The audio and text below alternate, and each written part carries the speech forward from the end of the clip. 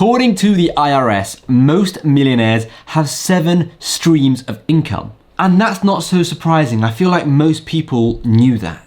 But in this video, I want to break down what those 7 streams of income are, and that way you can see if you have any of them or if there are some that you want to strive to achieve. I also want to share the ones that I have and tell you, if I think they're good, if I think they're bad, and how good and relevant they actually are. Of course, there are many more sources of income that the average millionaire might actually have. These are just 7 that the IRS have spoken about, but there are probably many streams of income that one can have to get to that millionaire status. I also just want to say that this idea of being a millionaire, that's not necessarily important. I mean, if you make $1 million a year in revenue, who cares? I mean, it's all about the profit that you take home. It's also about your quality of life and, there's so many different factors rather than just, oh, I'm going to become a millionaire, right? Don't just focus on that aspect.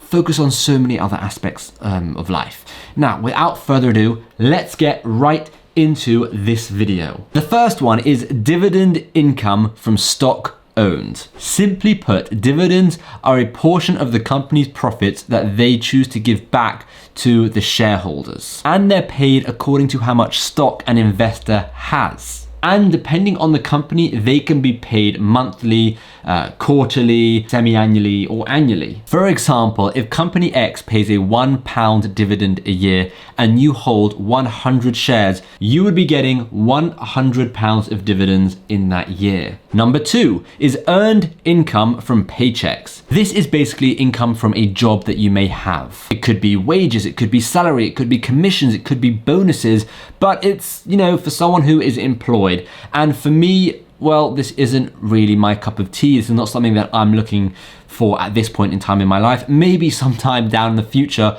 I want to have a job and anything like that. But at the moment, I'm quite happy not having this income. Number 3 is rents from real estate. This one is slightly more difficult to attain, and that's because, owning real estate is not easy. And quite frankly, it's one that is really good. And I'm going to speak a bit more about this one later on in the video, but it's a really powerful one, and it's one that I really want to get into. There are, in fact, many ways to make money from property. Renting is just one of them. Number 4 is royalties from selling the right to use something they've written or invented. This is a really cool one. Let's say you write a song or something and a company wants to use it in their ad or on the radio or something like that. You would get a commission for that. So obviously this income source is a big one for musicians. But as well as that, a lot of people actually watch my content for print on demand, and this one could relate to print on demand because you could create designs and sell them, right? And people could pay you for using that design. You would get a commission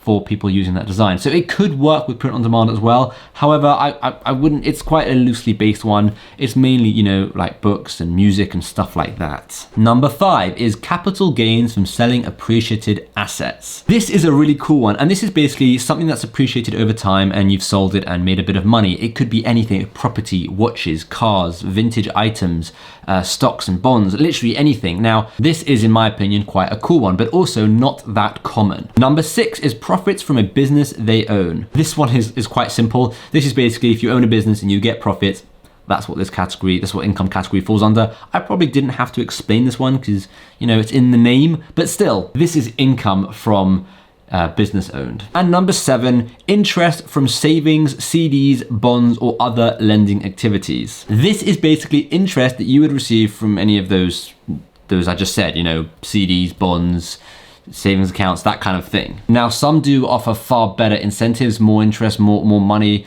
more returns than others. And obviously, if you want to do this as one of your income sources, I would suggest doing a lot of research and finding out which is best for your money. Of these 7 income streams, I currently have 3 and sometimes 4. Those 3 being dividend income from stock owned, profits from a business owned, and interest from savings.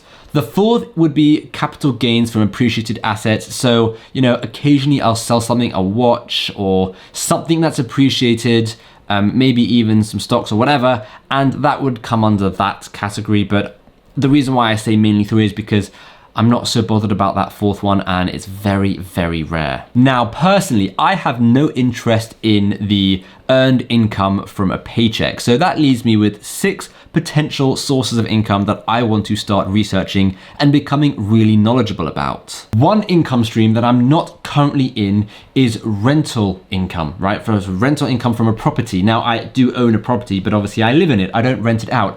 Now, that's one income stream that I want to really pursue in the next year. So in 2022, I really want to get into property, renting it out, developing it, selling it, stuff like that. And that hopefully will happen in the next year. And that's something I'm currently doing research on. I'm learning all about, taking courses, watching YouTubers, speaking to friends and family and acquaintances who have been in that business, who are currently in that business, just learning as much as I possibly can to add that source, add that income stream to all my different income streams. Most people have earned income from paychecks, dividends, and savings, and this is very normal. Now, with earned income from paychecks, that is dependent on how much time you are willing to give to get paid, because you get paid for the job that you have. So the more time you're willing to give up, maybe the more jobs you have or the more hours you can exchange, the more money you'll get. Now, with dividends, it's very easy, and with savings, it's also very easy. So they're neither of those two are very time consuming, which is why it pairs so well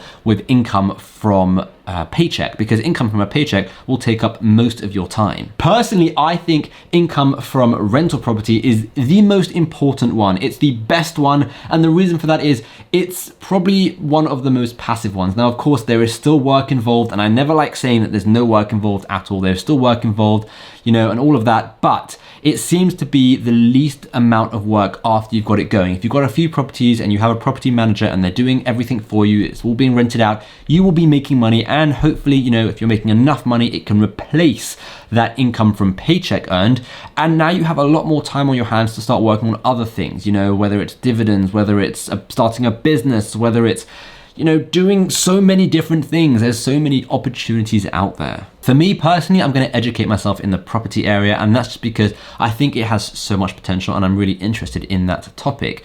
Now, for me, I kind of see YouTube as a kind of digital property business. Does that sound weird? I feel like that sounds weird, but basically what I mean is when you create a video and you put it on YouTube, you will get paid for that video, and the more videos you put up, the more you get paid. Now, you should never do YouTube to get paid. That shouldn't be the reason, right? Especially when you're starting out. But it feels like digital assets that you're putting all over the internet and you can get paid over a long period of time. For example, some videos I still earn money from that I made years ago, which I find really cool. So I kind of relate that to property because there's a lot of work to make the video and all that research. Like, there's a lot of work involved in getting the property and sorting that all out. Once you have it and you have someone managing it, you're getting that income. Once the video is up, and you're just getting views, you're getting that income. So it's obviously not the same level of income. Well, for some YouTubers it is, but for me, it's not even close to being the same level. I just find it's quite interesting to look at it like that. So of these 7 income streams,